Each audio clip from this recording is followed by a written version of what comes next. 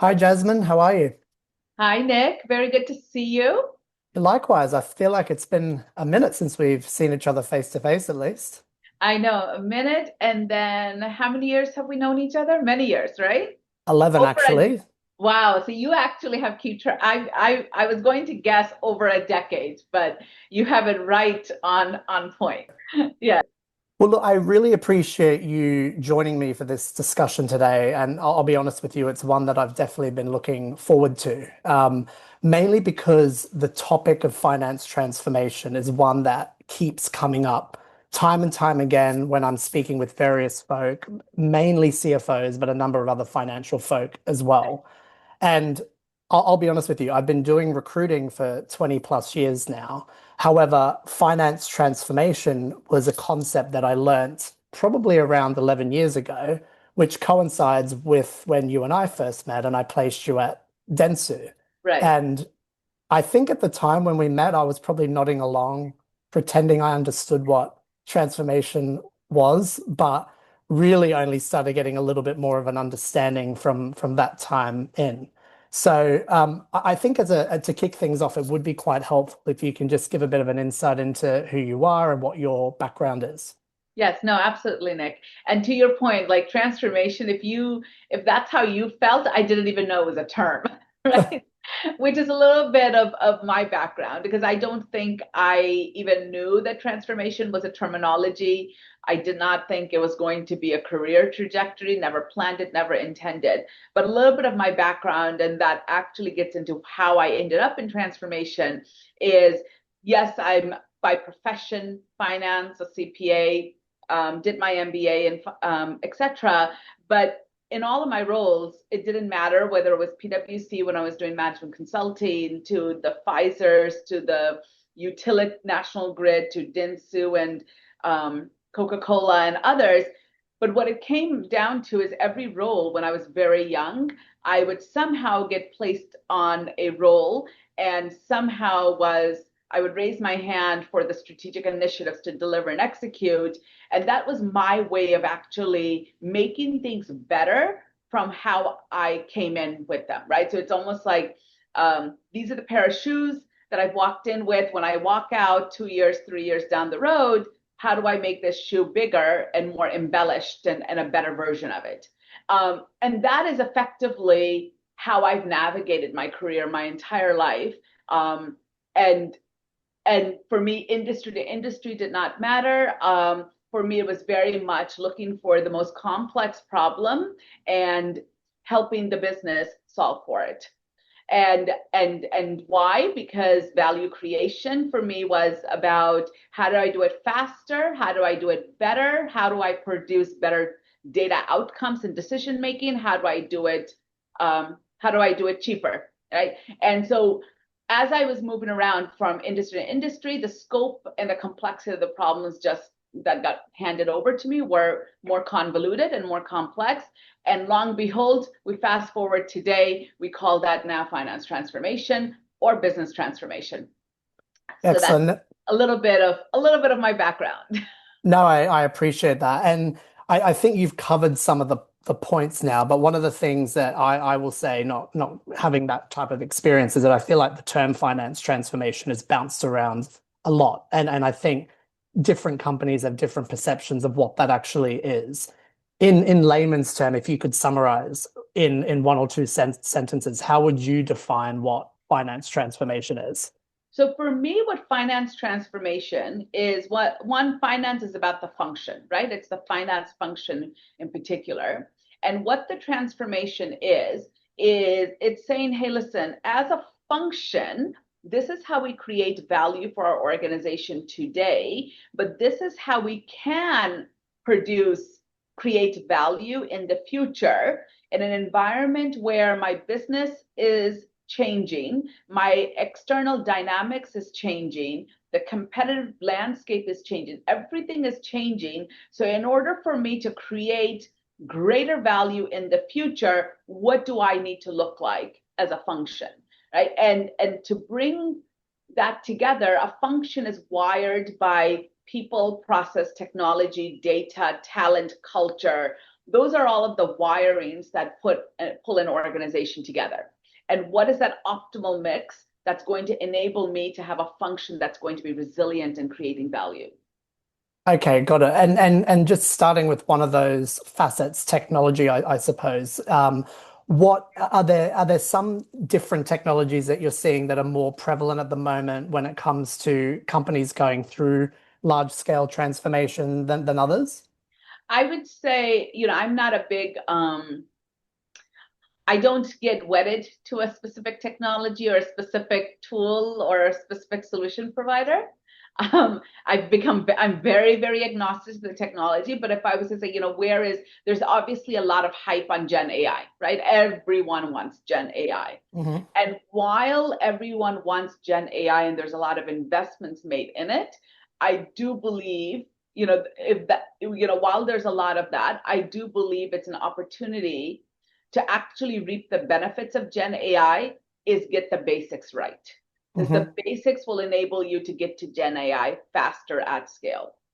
So Yeah. I see a lot of focus here, investments here, but I think the opportunities of the investment is really, going back to the basics, making sure your foundation is strong because Gen AI cannot cope with a weak foundation.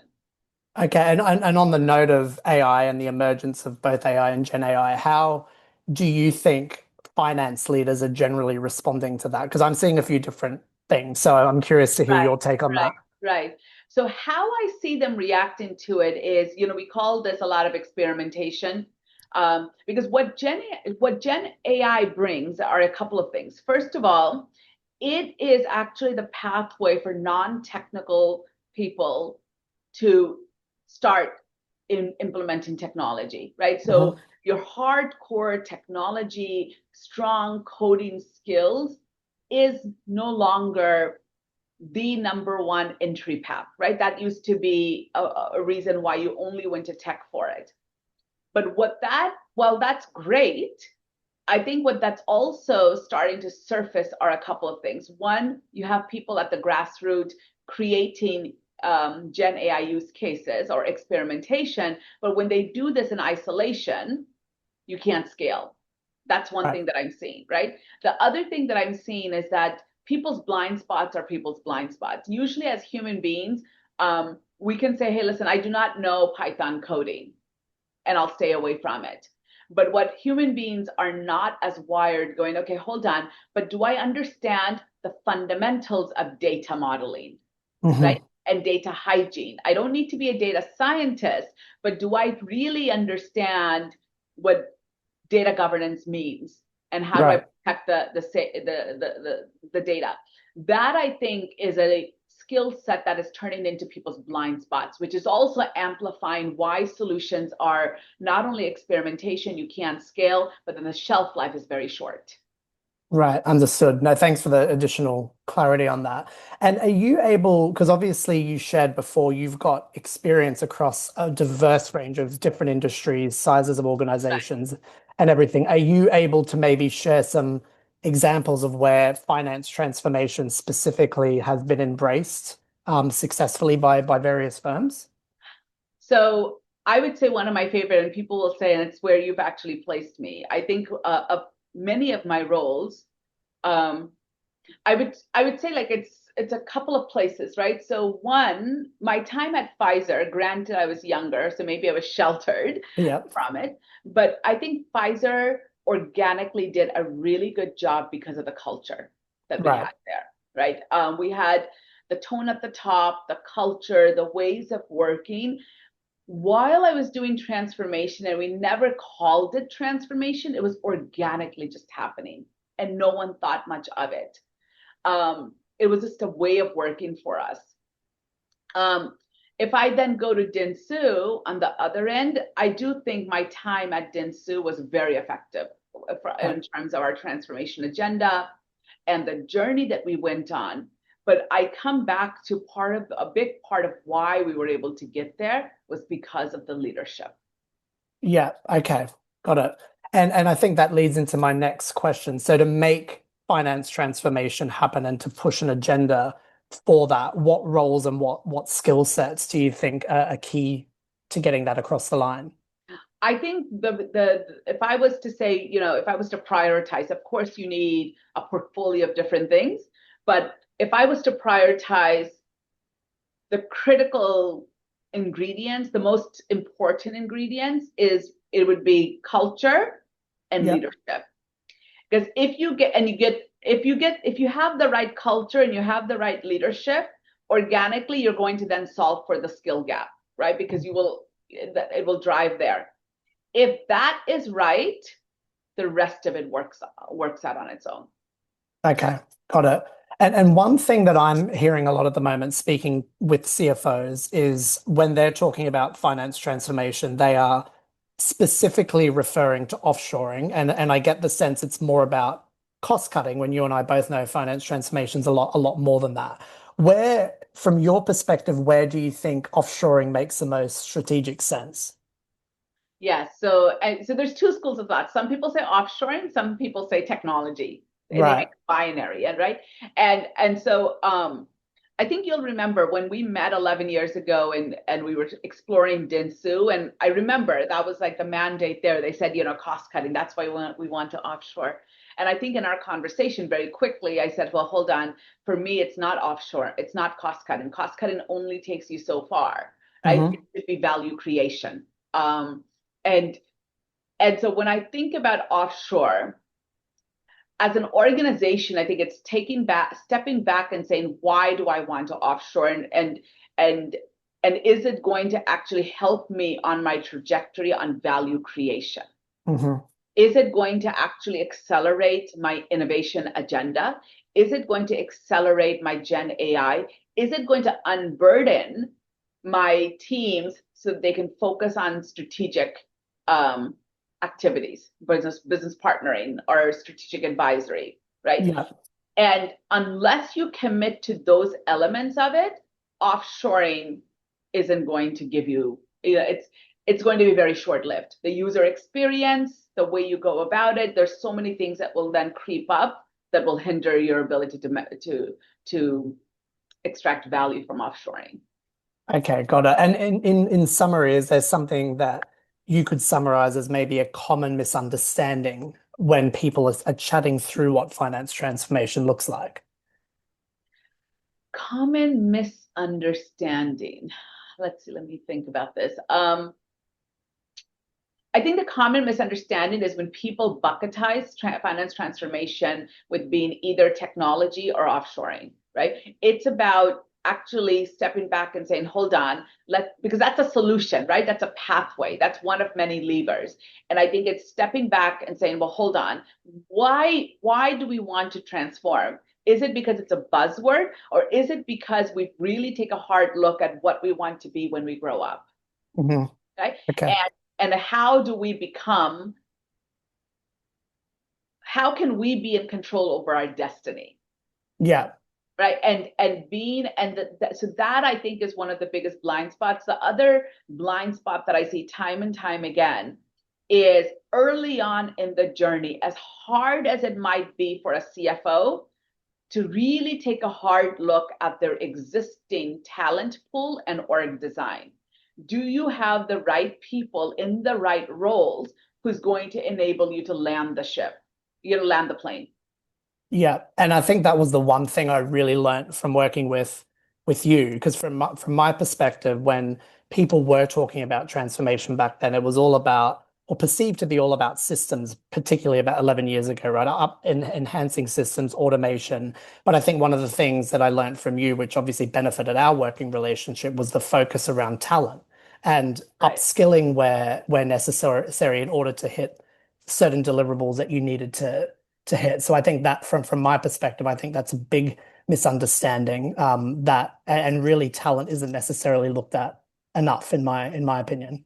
No, no, talent isn't, and talent because and also how we even attract talent, right? And Right. talent, right? We because we're finance, most finance folks are still binary thinkers, right? So, oh, I'm looking for a controller in industry X, so help me source another controller from the same industry who's done this job, right? And we forget going, hold on, we're talking about not doing this job. We're talking about recreate the jobs that we do. reinventing the jobs that we do to create value in a different way. So does that, would it actually be helpful for me not to get jaded and fixated that it has to be someone from my industry who has done this specific job? Because remember, the same problems that I have here is the same problem at somewhere else, right? and Yeah. and if I'm trying to get the same mold, you're going to get the same results, right? And it's actually being able to break out of our own paradigm and not get fixated on whether this person knows my industry or whether this person has been a controller before, to say, well, what kind of talent do I want? Should I actually bet on someone who may be from a different industry, who is very creative, they're very analytical, they understand accounting. They may not have done the controllership job, but they're clever enough to figure it out. They may not know my industry, but they are clever enough to figure it out. And they work well with people. So they're not going to they're not going to come in and start creating. They will be a positive force and a breath of fresh air. Yeah. Okay. And is that where, I mean, you see some finance transformation efforts go awry or go wrong when people are too narrow in terms of their Absolutely. approach? Absolutely, time and time again, right? It's like I share with CFOs, it's like, look, if you put the same ingredient into that sausage machine, you're going to get the same sausage. Yeah, that's a good analogy. I like that one actually. I might use that one. And is there one specific trend in finance transformation that people aren't talking about at the moment? One trend that people are not talking about, I would say it's less. So I think it's two things. We talked about Gen AI and having experimentation and not being able to actually have scalable solutions. Hmm. I think the opportunity for scalable solutions is actually thinking outside the box a bit and saying, okay, hold on. Are there use cases that are actually agnostic to companies and industries? Hmm. And is that use case a Gen AI solution that many companies can start using Right. at speed, at scale, right? And I think there's opportunities for startups, obviously, and I'm sure there are some, right? But there's also opportunities for finance folks to say, well, actually, you know what, that's a use case of why am I trying to recreate the wheel myself, right? Hmm. Maybe this is a chat box that I can actually buy from someone as an app where my data is protected, but I don't have to build that chat box myself. But someone else, that AI agent that I'm buying from someone at a subscription model, I'm now buying it as a service and I get the outcomes, and someone is continuously investing in that AI agent as a use case, right? So Yeah. I think that's one. The second thing is, we all talk about, and I just actually came back from AICPA and I was explaining to folks that, like, when we think about technology, and especially when we have Gen AI, it's taking a step back and having a hard look of what is the role technology should play in our processes. So, Hmm. i.e., is Gen AI a capability that I want to invest in every single process? Probably not, right? Right. Is that really going to maximize my ROI? Right. Or do I want to actually, in my business, is Gen AI a capability for a subset of my processes, right? Yeah. And taking a hard look of what is the role I want technology to play to elevate my processes, Yeah. and answering that question from that lens, as opposed to which tech should I be embracing. Right. That's Understood. the conversation we're not having. Okay, got it. And I feel like you've provided many examples of this, but to kind of wrap things up with one last question. If you were a CFO starting the journey of transformation today, what's one piece of advice that you would give them? One piece of advice that I would give them is, as a CFO, it can get very lonely, right? As a Right. CFO, you can spend 80% of your time partnering, supporting your CEO. It's okay for a CFO not to know all the answers when it comes to transformation, Right. but getting a good set, some trusted advisors around them that do not have to be from the company that can help them get through this journey. Right. And I'm not talking consultants, I'm talking literally trusted advisors that they can lean on, and they can in confidence ask questions and go through their journey to elevate themselves. And it's okay. There's nothing wrong with it.